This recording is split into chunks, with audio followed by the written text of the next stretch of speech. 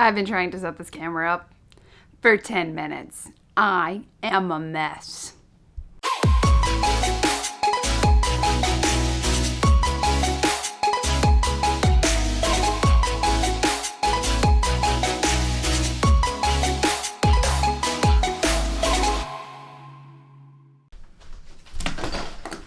Hello. Hi. It took me way too long to get this set up, like way longer than I'd really like to admit. But here we are. And welcome to my Tuesday devotional time. I am on my lunch break from work. That's why I look like this. I don't look like this. This is a new thing that's going on with my hair. I've noticed when I rewatch these videos I ramble a lot, so I'm just going to jump right in. Welcome. Wow, not even on the page I need to be. Here I am. Oh, I already have it saved. Took me only a second. Oh, please forget I just did that. I am already on the cringe right now. So, welcome. I also have it on this piece of paper. Take notes. See, you don't have to be perfect. I'm only human. Welcome. Today, I want to talk to you guys about Esther 4:14. And here's why I want to talk about this. Because this is I think if you ask me my favorite Bible verse, this is probably it. This is probably number one for me. If you were to ask me my favorite Bible verse, there's another Bible verse in Acts that I really like. And there's one more. So I'm going to talk about these, for the next series. Just my favorite Bible verses, why they're my favorite. This one's probably been consistently, my number one go-to. There's one in Acts I'll talk about eventually that's, really love. And then there's one that's, super been impacting me. I think it's in Hebrews. Not positive. Look at me go. But hey, I'm only human. And by human, I mean flawed. Super flawed. So I need Jesus. Okay. Diving in. All right. So the verse I want to talk to you, Esther 4:14, it's honestly been really special to my heart. The first time I heard it, I was like, this is it. This is so good. It's the best reminder of that we all created for a purpose, I think. So I'm just going to jump right in. The arm of this is really bothering me. Okay. Let's just jump right in. So I'm just going to read the first verse for now. Oh, I don't have my phone that has the rest of my notes on it. Give me 6 seconds. So let's just start by reading the verse just because I love it. I did look it up in every version because sometimes I read different versions and I'm not sure which one had my favorite part in it, but this one is in Esther 4:14. I'm reading the ESV version because I like how it's worded the best, but they're all the same. Just have, there's this, one word is different in all of them. So Esther 4:14 says, "For if you keep silent at this time, relief and deliverance will rise for the Jews from another place. But you and your father's house will perish. And who knows whether you have not come to the kingdom for such a time as this." All right. So that's what I want to focus on right now, is that verse 14.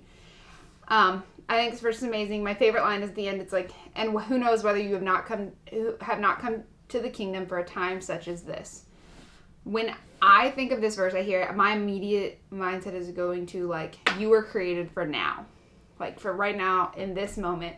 There's a speaker I heard at a conference a long time ago that she said it like this: is you were created for this time right now. You could have been born anywhere in the world. You could have been born anywhere in the world to any family during any time period. You could have been any time in history, but God chose you for right now. He chose you for right now in 2019, in the town you live in, at the school you go to, at the place you work at, anything you can think of. God chose you for that moment. Nothing is on accident. Nothing happens by accident. And so God chose us for right now. It's just an amazing reminder that everything is thought out and God has this detailed plan for our life.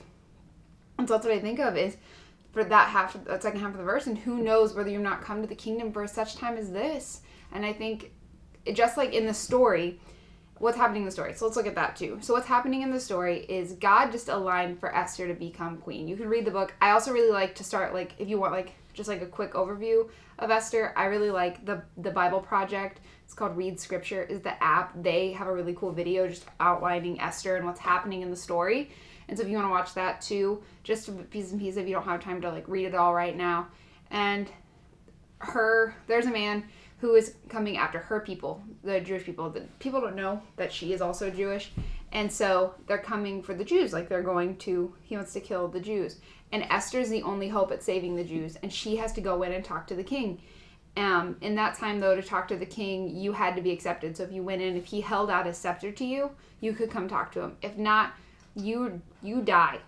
And it just depends on his mood that day. And that's just the way it was during this time in Esther's story.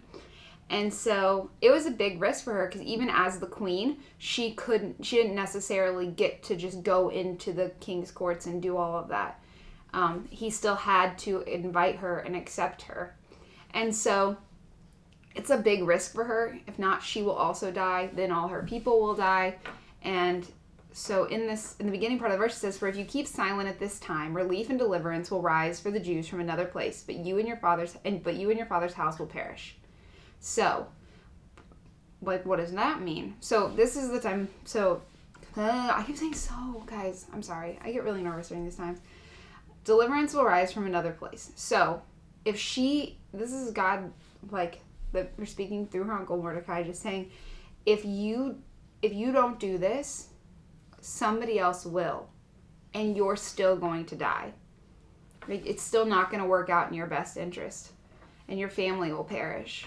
So she can make a choice here. Like, do I go in? Do I sacrifice my life? Like, put my life on the line for my people, or do I just kind of sit back and just know that I'm going to be safe and the king isn't gonna hurt me? So that's the questions that are running through her head. Like, I can know I'm going to live for now, or I can go and save all of these 1,000 people. But it's a hard decision. Like, as human, we're selfish. We can't always just do whatever. And so, like, when God calls us to something, we talk to God about it. We ask God about it. And sometimes it's scary, things that God calls us to. But what I think of when I think of the first part of this verse is that deliverance will rise for the Jews from another place. And for me, it's a reminder of just, you need to obey God as soon as he calls you to it. Because if you decide to say no, or you drag your feet, God loves you and he has a plan for you and he wants to use you. But if you're going to just drag your feet and not do it, God doesn't need you. He gives you opportunities, but he also gives you free choice. So God doesn't need us, but he wants to use us. So in that moment, we have a choice to step into what God has, step into the blessing he's aligned for us, and that type of thing. Or we can, avoid it and perish and not have a good time. Am I right? So that's the things that, like, I think about in this verse. Just a reminder is to, like, be honoring what God calls us to, and then stepping out in what God is calling us to, because he is going to honor that and take care of us. I really like when I think about the verse that follows as well. So I love her response to whenever this hard decision's coming, like, God's calling her to something, but she doesn't know what to do next. So what does that look like? So it says in verse 15, following verse 14, "Then Esther told them to reply to Mordecai, 'Go gather all the Jews in Susa and hold a fast on my behalf. Do not eat or drink for 3 days, night or day. I and my young women will also fast as you do. Then I will go to the king, though it is against the law, and if I perish, I perish.'" So I love Esther's response here of saying, I'm going to step out in what God's called me to, but I need prayer. I need to be close to God in order for this to go for his will.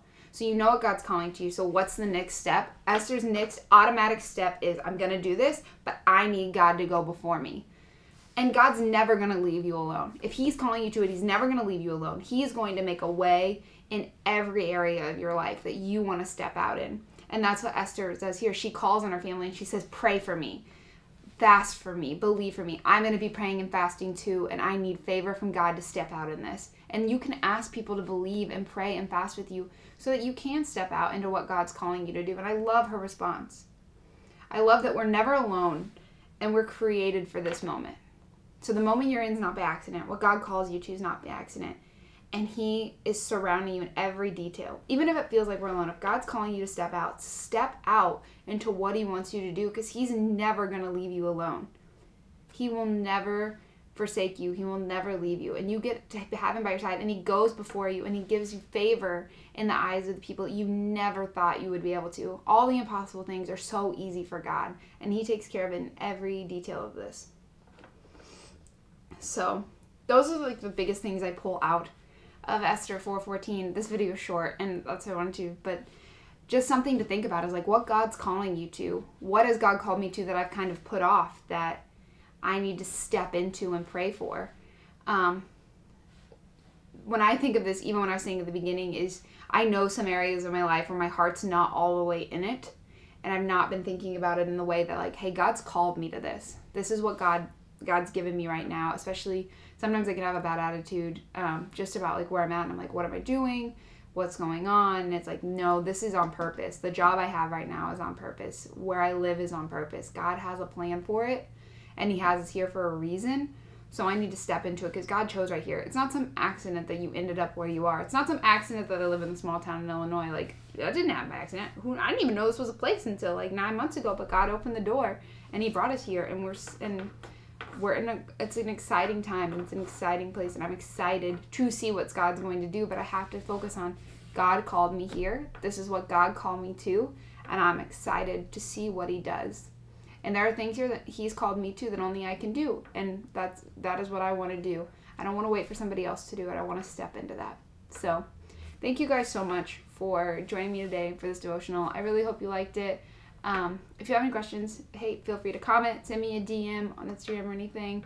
If you like listening to me talk, I don't know why you would, but I also have a podcast. Make sure you check that out. It's called Insecure, Inadequate, and Overwhelmed, where I just talk about things going on in life, things I've been through, that maybe some things you can relate to.